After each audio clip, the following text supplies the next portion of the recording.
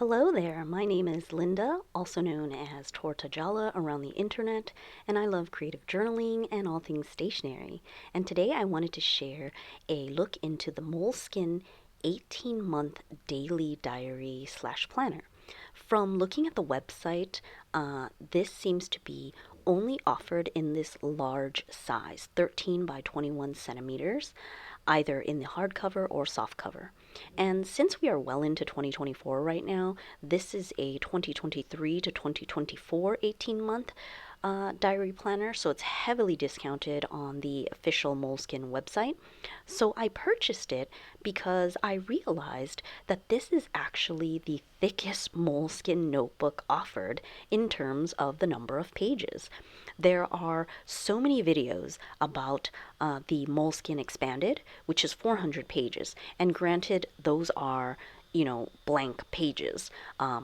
But this is an 18-month diary slash planner with daily pages, so it has well over 550 pages because there are 18 months of daily pages, but also the monthlies and all the other Moleskine like staple pages that are included when I show you inside.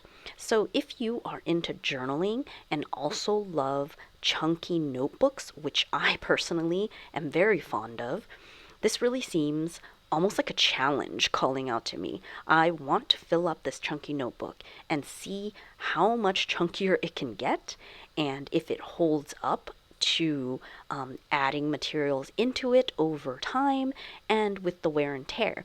Or is it just going to fall apart by, sheer weight of so many things added into it and journaled in?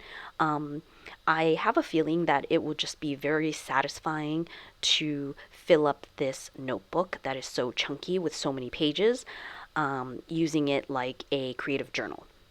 So I know there's a lot of controversy around the Moleskine notebooks in general.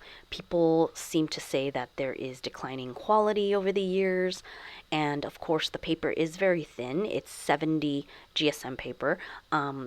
Obviously, it depends on what pens and inks you tend to use in your journaling, but as a creative journaler, I've worked in junk journals, I've used all kinds of random papers, ephemera, cheap composition notebooks. I really don't think it'll be a huge issue. I suppose it can be no worse than just using like regular printer paper, right? So I actually have already used pocket weekly Moleskines before. I would buy them because they're outdated, and discounted, and I would just cover up the pages because I do collage, art journaling, that kind of thing. But this daily planner page, it really has even less to cover up because the actual dates, they're only in the upper corners of the daily pages. Everything else is like templated in terms of like the hours or just lines and icons. But anyways, we will get to that. Let's do a walkthrough from the beginning so you can see what this 18-month daily diary planner looks like. So when you buy it brand new, this Moleskine comes wrapped in plastic, and you can see that there is a label that's stuck to the plastic with the branding information. And the back has some messaging about recycling and general information about this diary planner. So opening it up, it is quite heavy and hefty, this notebook. So there's the Moleskine logo on the back and the dated years embossed on the front cover here. And I have this hardcover version. So it's like a strong cardboard, to protect the pages. It has a very smooth feel, obviously very like plasticky. There's no texture. It's not like leatherette or anything. And there's the elastic closure, which to me seems to feel like pretty flimsy. I feel like it's the same elastic on all the Moleskine notebooks, but this notebook is so thick and heavy. The elastic just seems a bit too flimsy, right? Like it's only going to get loose over time. We'll see how this holds up.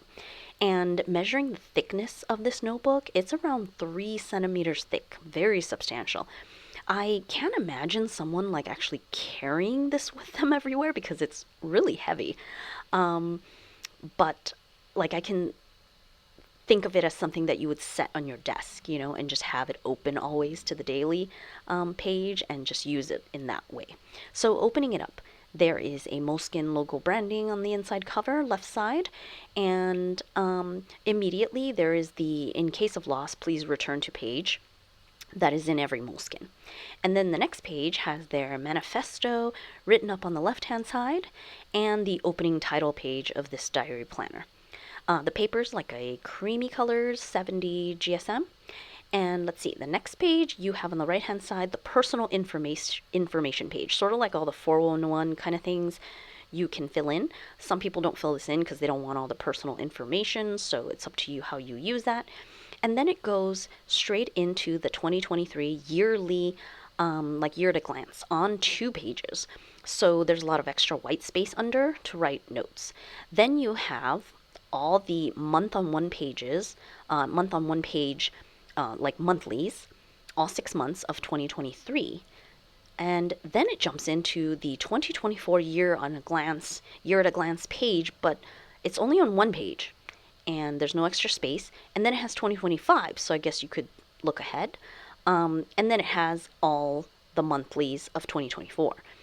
I find this sort of a weird ordering. I would rather have like all the year at a glance calendars up front together, because usually when you refer to year at a glance like calendar, you want to see, all of them because you're like searching for something. It's weird how they split it up in this way. I'm not a fan of this like ordering. But after the monthly calendars, we have the Moleskine planner pages. So this spread has like ideas and goals labeled on the top left. And this page has travel planning, just lines that you can fill in. And the next page has my extraordinary moments. So this page is dot grid. Again, weird to have this like switching of lines, grid. I'm not really sure the reasoning behind it. I really wish there was just all plain pages, but I don't know. I feel like plain pages would be more versatile because, especially on this thin paper, you can just put your own grid underneath if you needed something to go by. But here on the right-hand side, the page is blank, and it's appropriately called My Blank Space. And it says make this space your own, and it says moleskine.com templates. And so if you go to the website, you have to like register, but it's free. You just need the login, and it gives you access to their community with a bunch of articles and free printables. And there's just a lot of like cool branded printables, like when they collaborate with the Beatles or like Nintendo, so they have printables with those themes. So I think it's nice that they're working to cultivate the community and give you some more options of printables to play with and customize your notebook. So that's nice. Going back to the notebook, the next spread is labeled My Inspiring Journeys and has a map of the world made with a light like dot pattern. And it says, join the dots, color and use stickers to create a map of your unique mind. Okay, I'm not sure what that is supposed to be referring to, but I would say people could track their actual travels maybe. But of course you can get creative and use this spread however you want. Then we have timetable pages. It's like a vertical weekly layout with the days of the week, and it's labeled time in the very left-hand column and the very right-hand column. So you can just sketch out your schedule here. Probably very useful for like student schedules and things, or what your routine schedule might be.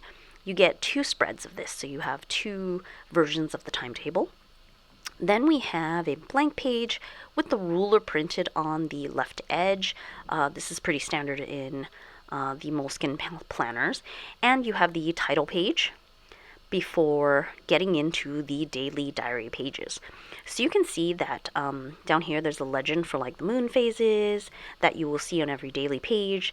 And there is a space on every daily page with the weather and temperature icon, if you're into tracking that.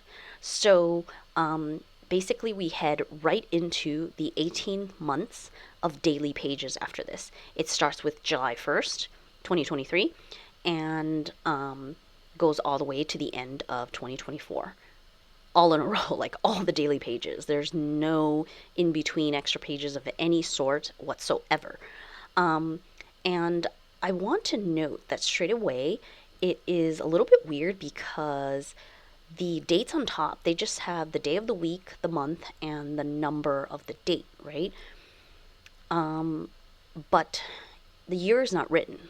And I guess, you're supposed to infer the fact that this is a 2023 to 2024, so you could figure it out. But I do think it's weird because you're going to have like a repeat, like July 1st, July 1st. Like July 1st, 2023 looks exactly the same as July 1st, 2024, like the page itself. So a daily page, it's lined. It has the timeline on the left with military time 8 to 20, and then there's the weather and temperature icon at the very bottom. And the only difference is that in all the Moleskines, like dailies, all the days have the hourly timeline except for Sunday. Sundays never have that printed in. I suppose it's like a culture thing of wanting Sunday to be a day of rest, so there's like no plans like by time. So something to note. And then on all of the pages on the right hand side, the week number is printed in the lower right hand corner. So all of these daily pages, they just go straight through, nothing in between, and it just ends on December 31st, 2024, the last daily page. Then you have just completely blank note pages. There's 5 blank note pages, and then you have the final Moleskine branding here, information about the Moleskine Foundation as the very last thing. And of course the back cover has the pocket, and they give you colorful letter symbol stickers, and of course there's the quality control sticker, which is orange. Apparently that's not a great color, I don't know. And this notebook does have a bookmark ribbon, just like a flimsy little ribbon as well to keep your place. And I don't know, the book is so hefty. I suppose because it's so heavy, it just opens flat from the sheer like weight of things. It doesn't seem like there's a problem with it closing up. I think more of an issue is that when you have a very, very thick notebook, when you're just starting out or when you get to the last pages, there's going to be huge like imbalance of the left side and the right side. So you might want to have another notebook or something under for support to like even out, the left and right side like height of pages, just because this notebook is so chunky. And I know I said this a million times, but I'm literally just drawn to this notebook because of the fact that it is so chunky. It's almost like a challenge, right? Set forth upon me to get through one of these chunky notebooks. But I feel like if you don't mind using like a sticker or two or something, there's it's really not that difficult to cover up the dates in the upper corners, because that is the only parts that are dated in terms of the daily pages. The rest of it, you can just really consider it as like lined pages. So you really can use it, and especially when they're super discounted, it's just so cheap for like a huge notebook. I think that if you want to use it as a daily planner with notes pages, you can actually just buy the 18th month daily, but use only the full year 2024, and consider all of the 2023 daily pages as note pages. You can easily just cover up the date, or leave them, because you can use them sort of like as a reference, because there's no page numbers in this book, but you could just refer back to the old date. Like if you wrote notes on a particular page, and then on, April, 20th, you could be like, go back and look at, July 1st, I have notes there that refer to this page, sort of like Franklin Covey style of planning. So another great thing is that this 18th month daily diary / planner, they already have the 2024 to 2025 version. So it means you can already have the future year purchased, and it's almost like another volume that you can have on your desk and use it for future, planning, and just have everything there. Because most planner companies and things like that, at this point, like right now, in the first couple months of 2024, you cannot buy the 2025 version of a planner. So you can't really do like that type of future planning in your future, quote unquote planner. So I think it's interesting that for this 18-month version, you do have the future one available already. So, of course, I personally am intrigued for the purposes of art journaling with this notebook and like creative journaling, just collage and gluing in printables. And I know a lot of people swear by Tomoe River paper, Hobonichi, things like that. But I think that the paper is too thin because the Hobonichi Tomoe River paper is 52 GSM. And it's a little bit like just too thin for when I like collage things in and add photos and things like that. I feel like it's just like a little bit too thin. Not like the quality of the paper, just like the actual thickness of it. Because I stick a lot of things, I tip in so many things to my journals. So I feel like the 70 GSM is like somewhere in the middle. It's not super thick like the bullet journals that are like 120 GSM, which is a bit like overkill, and too thick because the paper obviously is thicker and takes up more space. I also like this sort of ivory cream colored paper color. That's why I like Midori notebooks so much, because they're also cream colored. So this is the Moleskine 18-month daily diary planner, and I don't see a lot of people talking about this. That's why I wanted to show it. And I think it can be really useful. Also, the fact that you can already buy the 2024-2025 version. It's already available. So you can have like both volumes on your, table as a comprehensive planner.